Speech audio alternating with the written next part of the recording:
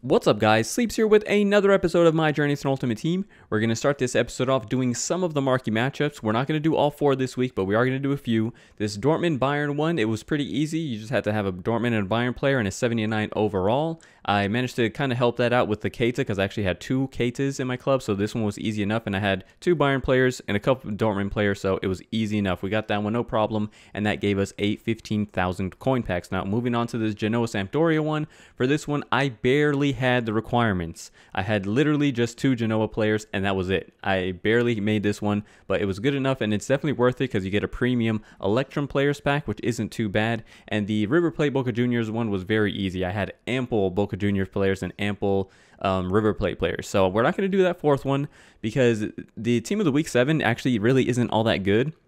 And I would have had to spend coins to do that 4th one, and I didn't want to spend any coins. Those first 3, I didn't spend any coins, and for spending nothing, just from recycled players from old packs, we got a 15,000 coin pack, we got a 25,000 coin pack, and I'm not really sure how much those premium electric players packs go for, but I know it's a decent enough pack. It's not one of the better ones, but it's better than just like a 15k pack. So we're opening this first one, and we don't get anything that great, but we do get Jonas, which the only reason that's good is because he's commonly used for SBCs that require good ratings. He's one of the more common ones, him. So if we actually don't end up using him ourselves, I know he's just a very easy seller. So moving on to this premium electric players plaque, which we get 3 rares in. We don't get a billboard player this time around. We just get some random center mid from the Russian league, which isn't all that great, but that's okay. These packs can sometimes net you a couple silvers in there, and that's what happened this time. We actually get a Turkish league left back, and you guys know that I actually made quite a few coins earlier on in the series by trading with those, so I knew that somebody would want that player for something for the league SBC from Turkey. So moving on to this last pack, we're fortunate enough to get another billboard player. This time it is a Portuguese goalkeeper, and it's Rui Patricio, and coincidentally he falls into a similar situation as Jonas, where he's one of the more commonly used players for SBCs that require high ratings, so we're going to definitely be able to easily use him ourselves or sell him on. So those packs weren't great. We didn't get anything as valuable as I would say in past weeks, but it could have gone much worse. At least we got a couple of useful things sprinkled throughout that one. So you guys remember, at the end of last episode, we choked Division 2, essentially. We were so close, we had games in hand, and it's now come to a situation where we have 2 games left, and we need to win one of these 2 to get into Division 1 with a title. We've already clinched promotion, but I want that juicy, juicy title.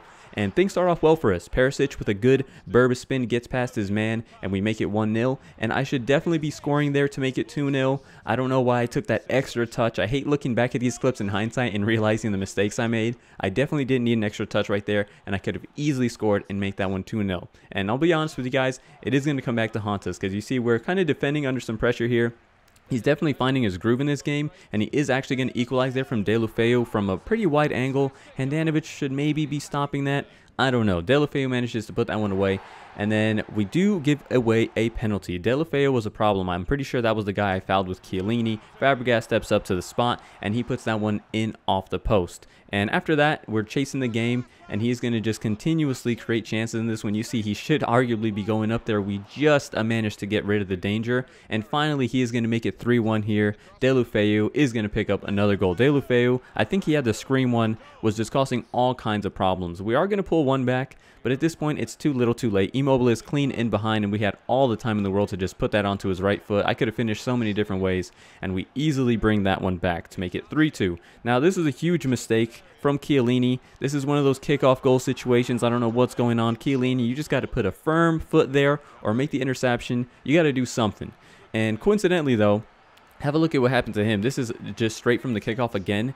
That's a similar situation where he should have had the interception. It rebounded in some funky way, fell to Perisic, and Perisic made it 4-3. So we had ourselves 2 kickoff goals there. May have been 3 back-to-back, and this one was a 7-goal thriller. But it's not a thriller for me, because we lose, and now we have 1 game. I think we went from having 4 games in hand to being in this high pressure situation where we must win the last game of the season in order to get into the Division 1 with the title. And unfortunately for us, what happens? The last opponent for us is going to be the guy that has a couple of icons in his team, which sucked, but it's okay. He didn't have any of the crazy icons, so we're going to try our best and get a result in this one. Perisic is on the ball. I wasn't really sure what I was going to do with him. Eventually, I just saw Immobile at the top of the box. I'm like, go ahead, Immobile. to have a crack. And fortunately for us, he does put us in the lead in this one. You definitely don't want to be trailing against somebody who has all these icons in his team.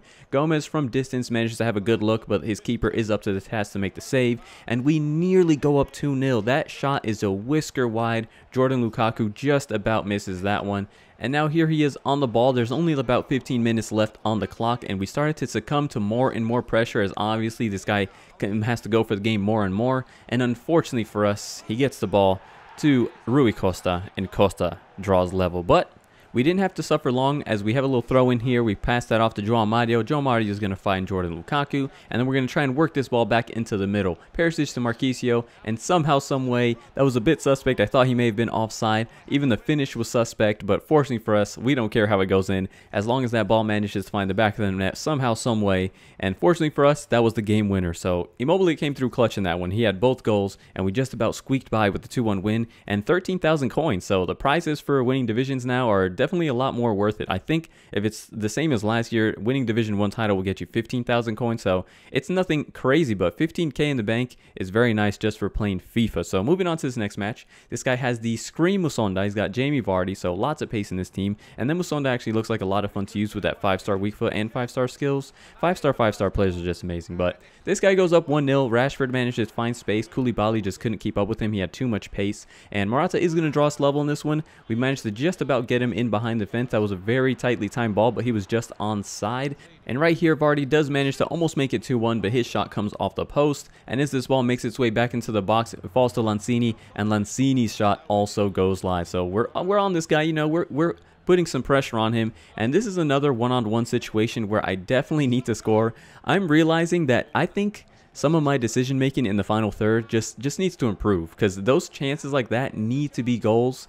And I could have been 2-1 a lot earlier, and it ended up being a very tense game. And in the 88th minute, we just about walk away with a win as Morata came through with a clutch finish. But I think I need to do better with my finishing.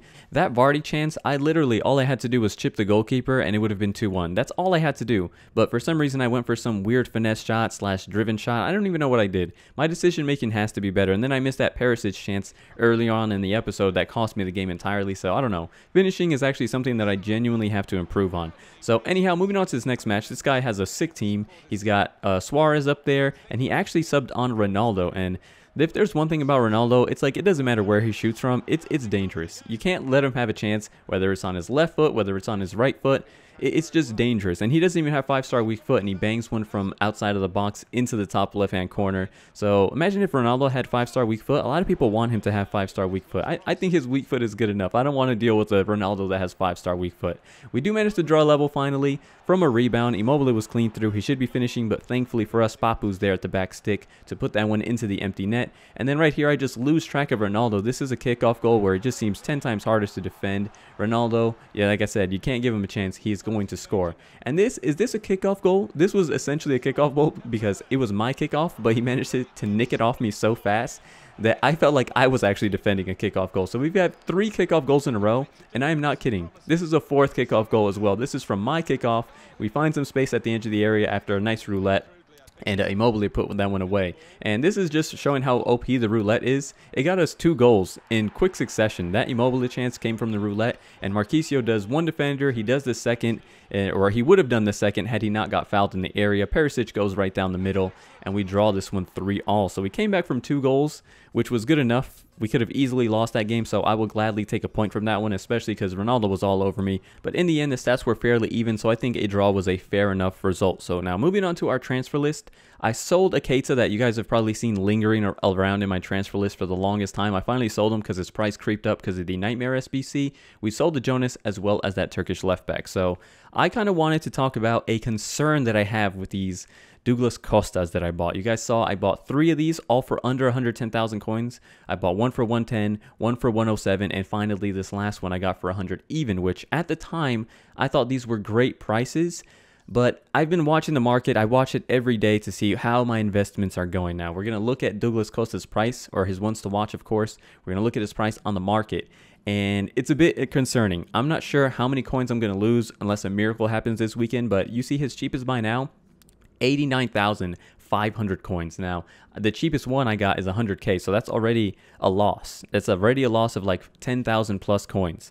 And as I increase the price filter, you guys see he becomes more and more common. Even just going up 500 coins, you see there's significantly more for 90,000. I go up to 95,000, 100,000, and at 100,000, there's pages and pages of the guy. So this Douglas Costa investment is looking a little shaky. I might just have to offload these players over the weekend. Like I said, Juventus plays Sunday. Hopefully he gets a start. Even if he doesn't start, and just as I notice the game is approaching, his price rises a little bit, I might just have to sell him on and take my losses. Fortunately for us, we only bought 3. You know, we didn't go as crazy as we did with the Otamendi investment, but yeah, we might just have to offload those guys and take a loss. So moving on to our Bonucci wants to watch investment. This one's looking a lot better. I paid 93,000, and as you guys see, he is common at around 95k. But that's not bad. His price can easily go up, and I think that we're going to be okay with on the Bonucci front. It's just the Douglas Costa one that is looking very, very suspect, and I'll probably just end up, like I said, selling them this weekend, and the Bonucci, we'll see. Milan do play on Sunday, and I am going to be looking out to see how the performances go there, but even if Bonucci doesn't like pick up a goal or an assist or have an outstanding game or something, I might just hold on to him. I feel a lot better about my Bonucci investment. And then finally, one last thing I would mention is that I do now have 10 Otamendis. I bought one last one for 45,000 coins, and that's it for the Otamendi investment. I've bought 10, all for 46k and under, and hopefully that also will turn a profit that will hopefully fill in the gap that Douglas Costa is going to leave, because we're looking like it's likely that we're going to lose coins on there. But that's going to be it for this episode, guys. I hope you're all enjoying the series. Please leave a like, leave a comment, and subscribe if you haven't already, and I'll catch you guys next time. Thanks for watching.